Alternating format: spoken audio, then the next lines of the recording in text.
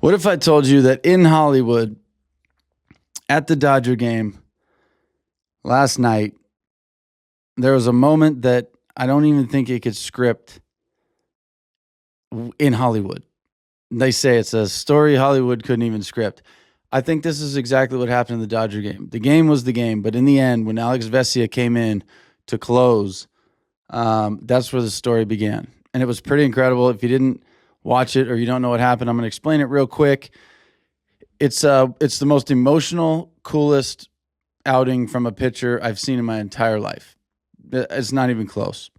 So I want to talk about it real fast because I think the Dodgers have earned stories like this, and I'm going to tell you why I think they've earned stories like this. I also think the Yankees suck, and I'm going to tell you why I think they suck too. So this is going to be a great show. This is the Hold My Ball podcast, baby. Let's get right to it.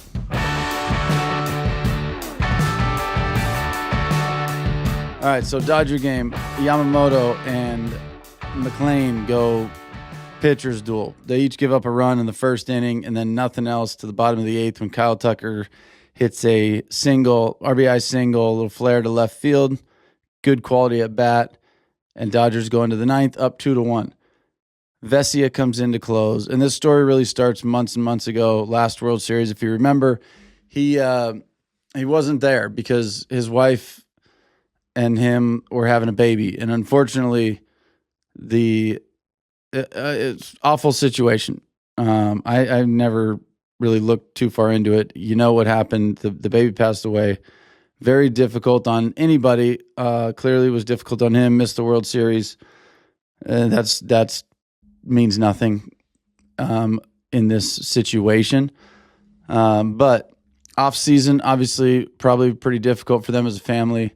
Navigating anything like that kind of loss is incredible. So he came back to spring training and he was very open with the media, which I thought was really cool. On the first day, I think he had like a statement he prepared, which kind of just let everybody know what happened, which, not necessary, but really, really cool. And I think it's good when they do that because these guys to us are superstars. They're on a different level. They're living a whole different life. So when you do see that, hey, they are human beings, go through things, it's relatable. And it doesn't have to be a bad thing. It could be a great thing that happened to them. They could be excited about opening a pack of cards. And you're like, really? These guys? They're making millions. What are they excited about this for? So they are just regular people. So Vesia opens up and kind of really tells the story enough so that people know what happened. And it's been pretty clear that baseball for him, I think this year is a really big emotional piece for probably him and his family, and it's probably really good for him. I know the Dodgers fans have been incredible. Every time he's come in to pitch, it's been absolutely electric from the fans. I was there a couple weeks ago. He came in. I was so pumped to watch him pitch. But he comes in tonight, and it's healthcare appreciation night. I think I'm just telling this from my recalling the game. I'm not reading a bunch of articles. I do know there's 27 people that were in a suite that he brought from the hospital that his wife and his family was in during this time, and they were all the nurses and people that took care of the Vesia family, and they were all in attendance. They had shirts on, signed by him. He said he got to bring them down on the field before the game, and they were so stoked they couldn't believe it. Like once-in-a-lifetime opportunity for them. So already a pretty incredible emotional thing, I'm sure. And then he comes in to close this game, and he strikes out the side in dominant. 1, 2, 3. I'm pretty sure it was like 3 pitches, 4 pitches, 3 pitches. I don't know. It was almost an immaculate inning. Maybe. But it was so friggin' cool to watch because afterwards he looks up at the booth and he's like, hey, and like they were a team, and he got asked some questions. He's fighting back tears. And it's the kind of story you just can't write. And you see this a lot in baseball, like these crazy stories. And I'm sure it happens. I know it happens in every sport. But baseball just feels, man, I'm telling you, this is God's sport because the stories like this that happen that you truly cannot script, I'm convinced that baseball is made for these kind of moments and these stories. Vesia is probably my favorite. He's one of my favorite guys. I'll just love the energy. Anytime you get a guy coming into a game with that kind of energy, it's freaking awesome. But here's why I think this can happen. And here's why the Dodgers, to me, are way bigger than baseball. They're just way bigger than baseball. They bought this opportunity to write this script, right? So Vesia he'd pitch on any team in the league. He's very good. They also have a closer that they're paying 30-something million a year to. I don't know. He had a little discomfort. Well, his velo was down. He got hit a little bit. He said he felt fine. He wanted to pitch today. He wanted to close today. But instead, they were like, nope, throw a bullpen. We want to make sure you had a couple days off. You haven't pitched. We don't want to do it in the game. Why don't you throw a pen? So Diaz throws a pen, and no problem. We've put the money out there to build a team that if our closer is not available in April, who gives a shit? We got guys. We have guys, and we don't need this win like everybody else in the league needs every win. We don't need it. We're going to get there. We built a team that we already know. So it affords them the opportunity to just be like, yeah, Vesia's closing night. Who cares? We're good. No drop-off. Diaz, Vesia, Trinan, whatever. So you can look at it, and I would imagine that was part of it. Knowing what night it is, knowing who's there, having him close, it just makes so much sense. And I think the fact that the Dodgers put themselves in a position to do these kinds of things, I think it's awesome. And I think they do a lot of stuff because it's the right thing to do sometimes. They brought Miguel Rojas back, and the guy wanted to retire. Shohei, after they win, is like, you got to win another one with me. And they're like, all right, cool. We like Rojas. He's the man. He was our clubhouse leader, they said last year. Bring him back. $5 million, whatever we got to pay him. Like, yeah, sounds good. Like that, they didn't need to bring Rojas back, but they did. They did because it's the freaking right thing to do. And as much as they're spending money, I'm telling you right now, the reason the Dodgers are so successful is because they've created the culture, the family. If you listen to the players on these teams, that's what they have. That's what they've built. Look who they played tonight. They played the Mets. Those guys are playing like absolute dog shit. Their culture sucks. Everything about it sucks. People want to be in LA because of what they've built. Yes, you buy guys, you do all that, you spend the money, but without the culture, who gives a damn? It's crazy to me. It's crazy to me that people don't understand that. And if you hate the Dodgers, it's just because you hate the Dodgers. And that's fair. That's fine. But back to Vesia. I love the dude. I got to get him on. I'm going to get him on this podcast. I'm going to put that out into the universe right now. I want to do it in person, though, because that's the kind of guy I want to like feel that energy. But yeah, unbelievable moment. Good for him. Good for the Dodgers. Good for the family. Good for everybody. What's up, guys? We're taking a quick break in the action. I want to give a quick shout out to our partners over at Caesars Sportsbook. Caesars currently has an exciting new customer offer. Bet $1 and double your winnings on your next 10 wagers. Sign me up, baby. Use code HoldMyBall, DYW. That is, use code HoldMyBall, DYW. When you sign up to activate the offer and support me and the Hold My Ball podcast. This is why I love you guys, because you've been bought into this show from the beginning, and it's grown and it's doing such amazing things. And this is the kind of stuff that allows us to keep doing it. So thank you. I appreciate it. Hold My Ball, DYW. At the end, that stands for double your winnings. Easy way to remember it. Hit the link in the description for more info. Terms and conditions apply. Guys, as always, please bet responsibly. Have some fun with it. Take it seriously, but have a good time. And go get this double your winnings on your next 10 wagers with Hold My Ball, DYW, with our friends over at Caesars Sportsbook. Again, always bet responsibly. Now we got to talk real quick about the Yankees, because they win a good one, a really good one against the Angels, 11-10. It was awesome. And then they show up tonight and they can't hit. They can't do anything. They have 12 strikeouts. Boone was like, I'm glad we won that game. I'm glad it was in that fashion too, because that's the kind of thing that builds momentum, hopefully. Here's what he said this morning. I think with John Boy. Here's what he said.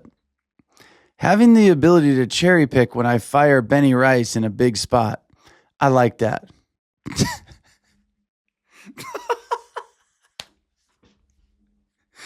Having the ability to cherry pick when I fire Benny Rice, our best hitter, the league leader in OPS through 20 games or wherever they're at, 15. The league leader in OPS, your team leader in every offensive category except for home runs, who's Aaron Judge has got him on that. Same total bases as Aaron Judge, more ribbies, more hits, more everything. Higher on base, higher average, higher OBP, higher everything. He's your best hitter, and it's not even friggin' close. It's not even close. What does he do? He didn't start him yesterday, and he didn't start him in last night's game either. So 2 games in a row, your best hitter's not in the starting lineup. Nah, we don't need to start him. So what does he do? He gets to cherry pick when he fires Ben Rice, your best hitter. When does he fire him? When does he fire Ben Rice? Wait, there's a lefty hitting tonight or pitching tonight. So just analytics, take everybody out of the lineup like a big dumbass. Here's what he does. I love having the ability to cherry pick when I fire Benny Rice in a big spot. I like that, Boone says. 7-0, bottom 8.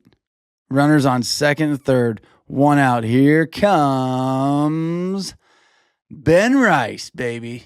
What better time, what bigger moment in the game than to get my best hitter one singular at bat down by 7 in the 8th inning with runners on second, third. If he hits a friggin' jack right here, guess what? It's a 4-run game now.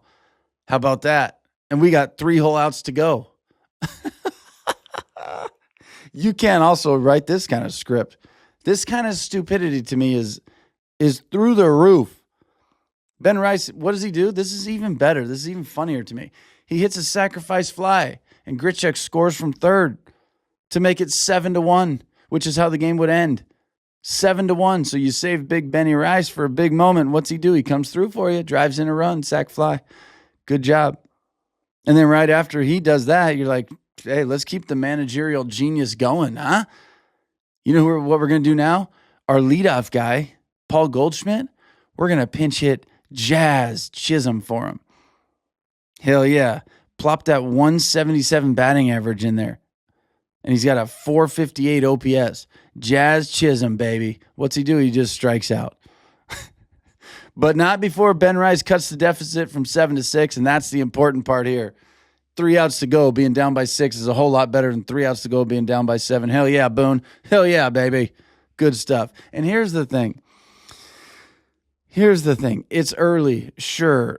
But I think Yankee fans have every right to be pissed, and most of them are like, calm down. It's early on, blah, blah, blah. We'll get going. But this is the problem. This is what you've had since Boone has got here. It's not just a slow start. It's bad baseball. They can't hit. They can pitch the shit out of the ball right now. They have a great pitching staff, but they can't hit. Their bullpen not great. When you can't hit and you don't have a good bullpen, bummer. And when you do start hitting, you switch the lineup up. Take half your guys out. Bellinger hit 353 against lefties last season, 2025. You sit him today because there's a lefty on the mound. He's also one of your 5 guys that's even got double-digit hits. Who you sat 3 of those guys today. So your team can't hit worth shit, and you take half the guys that can kind of hit, and you just sit them. Lefty-lefty matchup. I love that it's doing this to the Yankees. The Yankees have a talented team. They really do. So I'm not going to eat any crow if they come back and they win the World Series this year. Good for them. They figured it out. Awesome. Amazing. I have no issues with it. The issue I have is how poorly managed they are with the talent they have. And the people that say, oh, it's early, blah, blah, blah, they have every right to be pissed because they're World Series or bust expectations. That's what they are every year. There's a couple teams in the league like that. Obviously, Dodgers are one. The Yankees are one, even though they haven't won one in so long. That's still, if you've won enough in the past, you reserve the right to now, you just, by law, are a World Series or bust team. You have the most World Series in MLB history. Every single year from here on out, it is your expectation that you win a World Series. You're the richest, one of the richest teams. You were, now the Dodgers are, whatever. your expectations World Series or bust. So when you're playing garbage baseball like this early in the season, it's going to get you what it's got you ever since Boone got here, which is a fine record. You get into playoffs, and you eventually just get embarrassed by a team that is playing real baseball because you are not. You're undisciplined. You guys, it's like fundamentally, you're not fundamentally sound. No discipline, terrible baseball team filled with a couple big names. That's what they are. That's what they are. And a good pitching staff. Max Fried, he's my pick for Cy Young. I hope he wins it. I love that dude. But it's like you get embarrassed. When it's time to play real baseball in the playoffs, you get embarrassed. They were embarrassed in the World Series. They were bad last year. Recent Yankee baseball is embarrassing. It's crazy. I mean, you got Paul Goldschmidt leading off. Paul Goldschmidt is leading off, and it's like, oh, what is this, a Schwarber situation? No, he's not. He's got 32 home runs in the last 2 seasons. That's 16 bombs in the last 2 years combined. So, okay, well, that's not home runs then. What is it, speed? No, that ain't speed either. He's got 16 stolen bags in the last 2 years. Speed's not his thing. Well, maybe he gets on base, right? Does he get on base? He has to. He's a leadoff guy for the Yankees. Now, his OBP is 315 over the last 2 years. 315. That's a good batting average. It's not a good on-base percentage, especially for a leadoff guy. You got Ahmed Rosario protecting Aaron Judge in this game. You had Ahmed Rosario hitting behind Aaron Judge, protecting him. Before Stanton, you got Ahmed Rosario protecting Judge and Stanton protecting Ahmed Rosario. Rosario protecting Judge. Well, he's got 41 home runs in the 2020s. That's 5 years. He averages 8 home runs a year. He's never had an OPS that starts with a number above 7, ever. And this is the guy that you have protecting Aaron Judge in a baseball game? The greatest home run hitter, right-handed hitter for sure, we've ever seen? You got a guy that's never had an OPS above 7-something? He's never had an OPS in the 800s? That's who's protecting him? And then there's a guy behind him who can't even run, but he smashes the shit out of the baseball and he's hitting well for you this year? In Stanton, you have him protecting who? What are we doing? It's the craziest thing I've ever seen. And I love Stanton, and he's hammering the ball. That's great. He can't move the bases. He can't move. You got a DH that can't run. It's insane. Your only job is to hit. Now it's been reduced to your only job is to get extra base hits and drive runs in. So this guy right ahead of you with a 315 on-base percentage, yeah, that's the guy you're probably not going to be driving in much, but we'll see. It's insane. It's absolutely insane. Ryan McMahon, yeah, they were playing today, down 6-0 in the 6th inning. Ryan McMahon comes up, he cannot hit worth shit. He can't hit. What does he do? He tries to bunt for a base hit with nobody out in the 6th inning. If you're trying to start something, great. If you're Chandler Simpson, great. If you're a speed guy, great. He's not that. He fucking laid down a 2-hopper bunt right back to the pitcher who couldn't believe what just happened. And he just was like, 1 out, thanks for the freebie. But with this guy in the lineup, it's a freebie anyways. I mean, they do things that blow my mind. And speaking of Chandler Simpson, I watched this the other day. Go back. I'm going to find the clip. In here. And maybe I'll even put it in right now in edit. If I do, great. You can watch it. If I don't, just listen. Chandler Simpson comes up in the 10th inning. Runner on second base. Starts there. Pretty speedy guy on second base. They're down by a run. They need him to score. So he gets in the box to hit. And I didn't see this in the beginning, but I saw it in hindsight when I rewatched it a day later. Chandler Simpson gets in the box, and I think he's prepared to hit. He's ready to hit. He's going to try to probably drive this guy in, find a way to get on base, find a way to move him over. He's a lefty to pull the ball. So many possibilities. He gets in there, And when this play happened, the third baseman came charging in full speed to field Chandler Simpson's bunt. Full speed. Oh, and he bobbles it because he has to rush because Chandler Simpson is literally Flash Gordon. So what happens? I look back at this and I'm like, why did the third baseman have to rush so much? Like, obvious bunting situation with the fastest guy on the planet standing in the left-handed batter's box with the game-tying run on second, nobody out. Obviously. And you want to bunt it to third base, so the third baseman has to come in and field it, and nobody's covering third except the shortstop, but you're in a foot race with him. That's a tough play. The only way you really get a guy here is either execute that perfectly, the wheel play, or third base gets a read. He reads it. If it's hard at him, he comes and gets it. If the pitcher can field it, the pitcher fields it, takes the out. But this is Chandler Simpson. He gets in the box, and I watch him, his eyes, he glances at third base real fast. Boom. A quick look. And then he's like, oh, shit, okay, he's back. He's not playing way in.